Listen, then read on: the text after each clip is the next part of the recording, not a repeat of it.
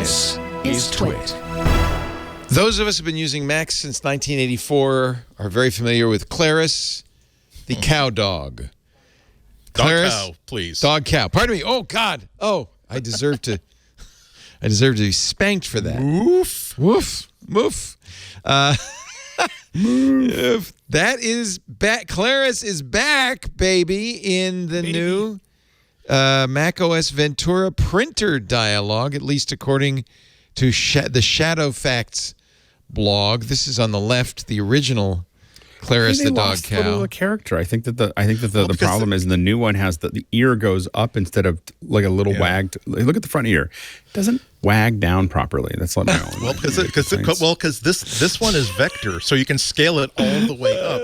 But the thing is that I think there's going to be sort of like a philosophical debate where is Clarus blocky because Clarus was originally created to be in a system font from the original Mac, or is that just simply the nature of Clarus to be blocky? And if you scale it up, you're supposed to scale up the block. But I just feel like there's character there. There's look at the ratio of the eye to the ear, the tail, like all these things you could have kept when you built that out, and they smoothed those out. Like the tail has still got so much more character in the old one, and you got more resolution now. I'm really upset about this. It's very dramatic for me. The blog post is great because it does go into like they were trying to figure out, wait, am I imagining this? Is this just like an individual programmer who did this? But he did verify that it happens in every Ventura app. Does not happen in Maverick apps. He goes deep into the AppKit hop file, and he's really digging through the.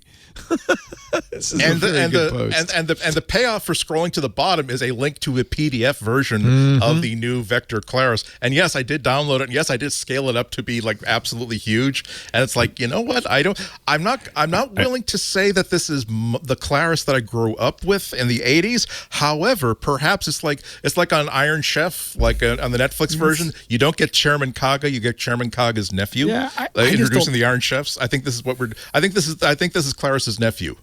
I think it's kind of like someone got a facelift and you're like, ooh, you shouldn't have done that. Like it was, like it looks smoother, but it's like, you lost the character of who you are.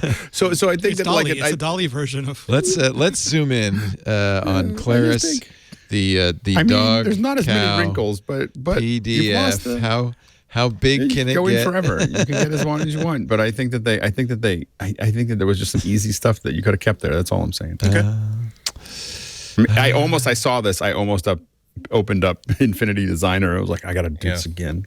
I got to say that's probably a much easier Clarus to tattoo than the bitmap version. Yes, that's true. You don't need someone who's good at pulling nice sharp lines. This is it's not the bits that are the problem. Their black work has to be on point, but the shapes are clearly different. The shapes are clearly different, and you've lost some of the face is shorter now. The ear doesn't have the character. There's so many things that are wrong with that image. That's Did you, Rene, immediately print something from your Mac OS Ventura? I haven't owned a printer in like 20 years.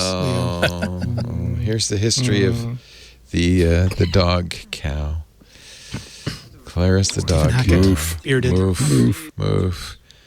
This is all Susan Kerr's work. You can blame Susan Kerr for this. The great. Her version. She's awesome. Clarus was the official symbol of Apple Mac and developer support.